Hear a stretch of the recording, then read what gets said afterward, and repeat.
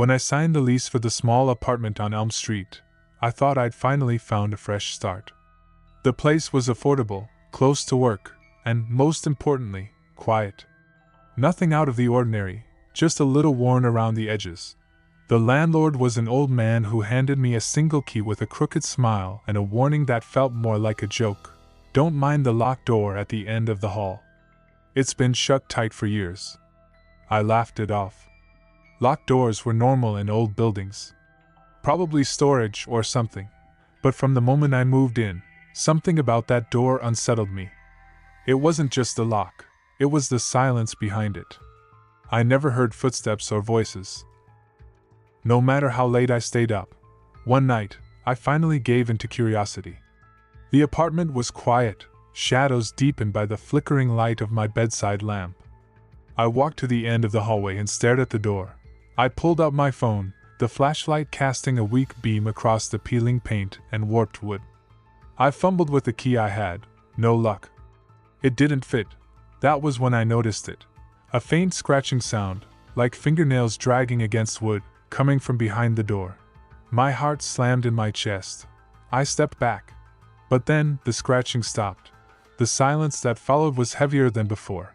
And then, almost like a breath, the door creaked open an inch. I froze. Nothing else happened. I blinked. The door was still just slightly open, inviting. The narrow gap in the door felt like a crack into another world, one that I wasn't sure I wanted to see. But something deep inside me pushed forward, curiosity overriding caution. I took a deep breath and reached out, slowly pushing the door wider. It swung open with a low, mournful groan, revealing a dark, empty room. The faint light from the hallway barely touched the edges, and the air smelled cold and stale, as if it had been sealed away for decades. Dust particles floated in the beam of my phone's flashlight, swirling like tiny ghosts. The room was small, no windows, no furniture, just bare concrete walls stained with age and neglect. I stepped inside, my footsteps muffled by a thick layer of dust covering the floor. Every sound seemed amplified in the silence, my breathing loud in my own ears. Then I noticed something that made my skin crawl, a series of symbols, crudely carved into the far wall. They looked ancient. Like something out of a nightmare, twisted spirals, jagged lines, and shapes that reminded me of eyes watching from the darkness. I bent down to inspect them, and a cold shiver ran down my spine. The carvings seemed to pulse faintly, almost alive, as if the room itself was breathing. My hand trembled as I touched the wall, and a sudden, sharp noise made me jump. A whisper, a single word, drifted through the room. Stay. I spun around, heart racing, but the room was empty except for the shadows that danced along the walls. My rational mind told me it was just the wind, or maybe my imagination, but the chill creeping up my spine told a different story. I hurried back to the hallway and slammed the door shut, pressing my ear against it. For a moment I thought I heard soft footsteps, slow, deliberate, coming from the other side. Then silence. That night, sleep eluded me. Every creak of the old building sounded like a warning. Every shadow seemed to shift just beyond my sight. I found myself drawn back to the door, standing in front of it, torn between fear and fascination. I tried to tell myself it was just an old room, forgotten and sealed away. But deep down, I knew something was wrong. Something was waiting. The next day, I asked the landlord about the room. He hesitated, his eyes darkening. That room, he said finally, has been locked for years. No one goes in there. It's better if it stays that way. I pressed for more, but he only shook his head. Some doors are meant to stay closed. That night, I dreamed of the room. The symbols glowed, the whispers grew louder, calling me back. And when I woke up, I found a small, ancient key on my pillow, one I'd never seen before. The key to the locked door. The cold metal of the key in my hand felt heavier than it should, as if it carried the weight of every secret that room held. I stared at it for a long time, my mind racing. How did it get onto my pillow? Had someone slipped it there? Or had the room itself reached out to me in some impossible way? That day, the apartment felt different, charged with an unseen energy. The usual hum of the city outside seemed muted, swallowed by a thick fog that pressed against the windows. Shadows clung longer to the corners, and the air was heavy with the scent of damp earth and old wood. I tried to focus on work, but my thoughts kept drifting back to the door. The symbols. The whisper. The key. That evening, after forcing down a meal I barely tasted, I made my decision. I would unlock that door. I had to know what was behind it. The corridor was colder than before, the walls seeming to close in around me as I approached. My fingers trembled as I inserted the key into the lock. It turned with a reluctant click, the sound loud and echoing in the stillness. The door creaked open fully this time, revealing the same small, windowless room, but something had changed. The air shimmered faintly, and the symbols on the wall now glowed with a dim, eerie light. The pulsing grew stronger, and I felt it deep inside my chest, a heartbeat not my own. Inside, scattered on the floor, were old photographs, yellowed and curling at the edges. Faces stared up at me, some familiar, others distorted by time or perhaps something worse. Families, children, strangers, all seeming to share a look of dread or despair. I picked one up carefully. It was a black and white photo of a woman standing in the very room I stood in, her eyes hollow, her expression frozen in terror. Written on the back in shaky handwriting was a single word: trapped. My breath caught in my throat. I backed away, but the door slammed shut behind me. Panic surged. I rattled the handle. It was locked again. The key was gone. A cold, oppressive silence filled the room, broken only by a whisper that circled my ears like a snake. Stay. I sank to the floor, heart pounding. The symbols on the wall brightened until they flooded the room with a sickly, unnatural glow. Shapes seemed to writhe and shift in the light, forming grotesque faces and twisted figures that reached out with shadowy hands. Suddenly, a low voice filled the room, not spoken aloud, but felt deep in my mind. You have come far, but this place does not want to let you go. It feeds on fear, on doubt, on despair. Each trapped soul only tightens its grasp.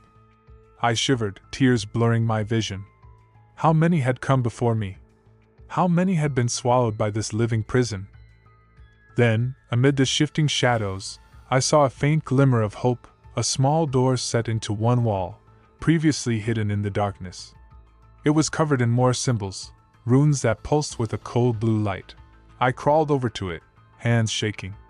A whisper followed me, urgent and desperate: choose. With no other options, I grasped the cold handle and pulled. The door opened into a narrow passage, lined with the bones of forgotten things and the faint glow of a dim light at its end. I swallowed my fear and stepped through. The passage was narrower than the room, barely wide enough for me to squeeze through, and its walls were rough and cold, made of cracked stone that seemed to drink the little light spilling from above. The air smelled of earth and decay, a heavy, choking scent that settled deep in my lungs. Every step I took echoed like a drumbeat in the silence, my heart pounding in rhythm. The faint blue glow from the door's runes dimmed behind me, swallowed by the passage's shadows. Ahead, a faint, flickering light beckoned, wavering like a candle struggling against a draft.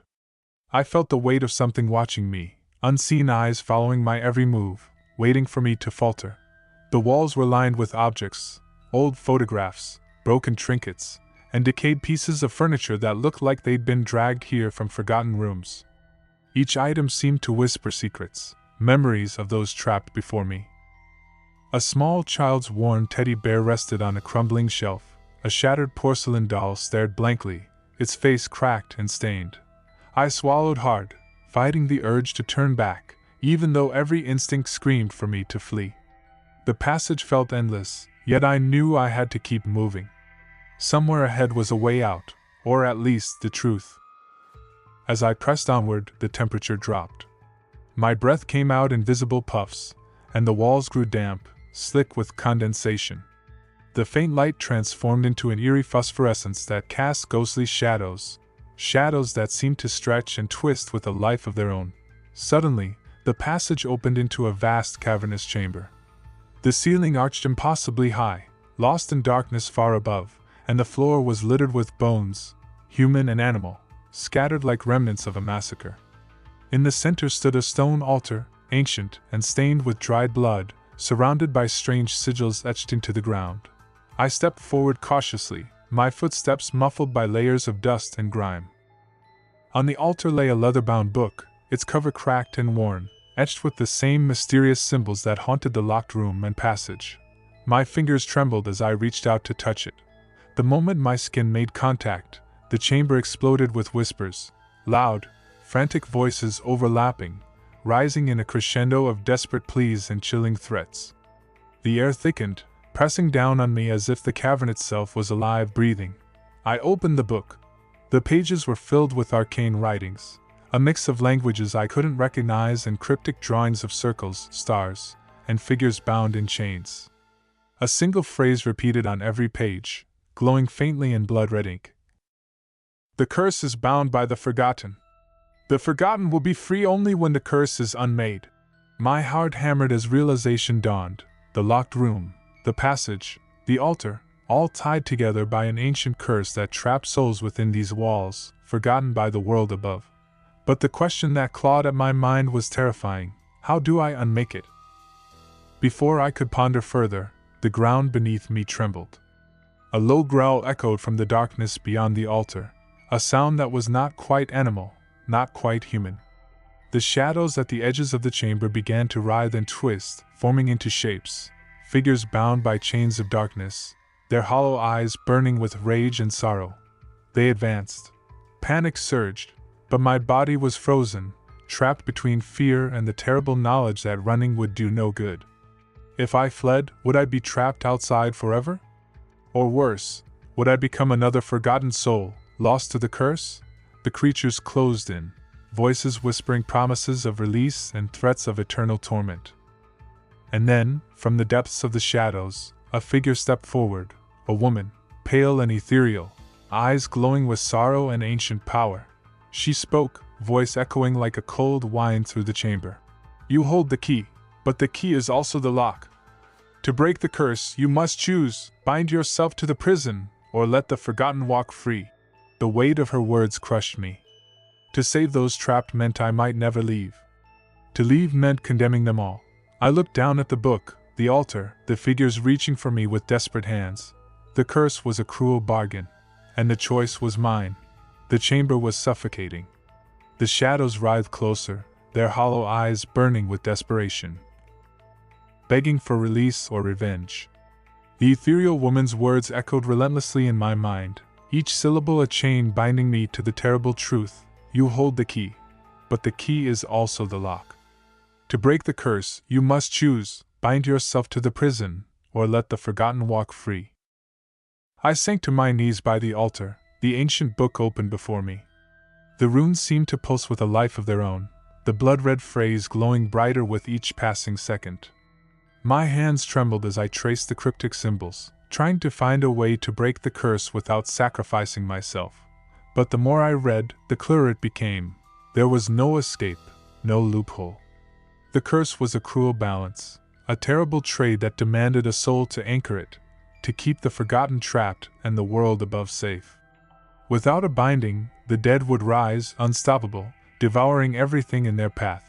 I closed my eyes, memories flooding me, the locked door, the scratching whispers, the lonely faces in the photographs, the shadows that never let me forget.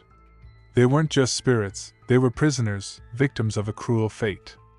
And now, that fate was mine to decide. A deep, mournful voice whispered through the chamber. The voices of the forgotten, pleading, angry, sorrowful. Choose or be chosen. The ethereal woman stepped closer, her eyes shimmering with ancient sadness. There is no right answer. Only sacrifice. I clenched my fists, fighting the tears threatening to fall. The weight of centuries pressed down on me, a burden I never asked for but couldn't refuse.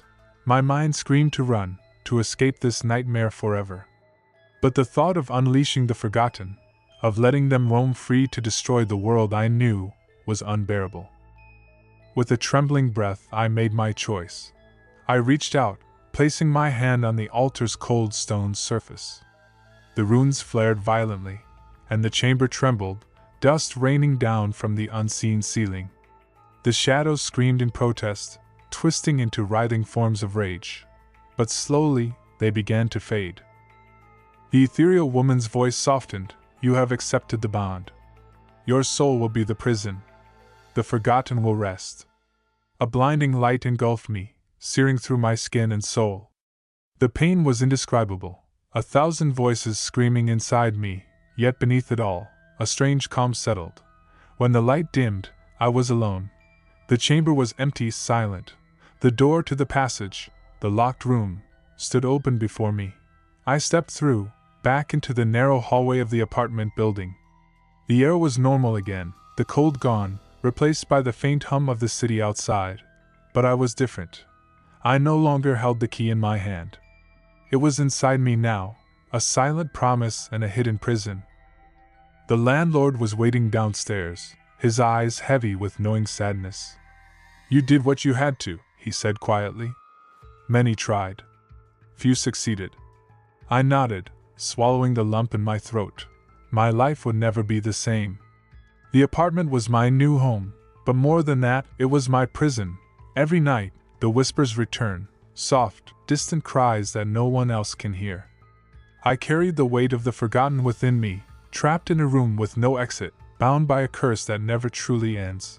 The world above continues, blissfully unaware, and I remain, the keeper of the lost, the warden of a forgotten house.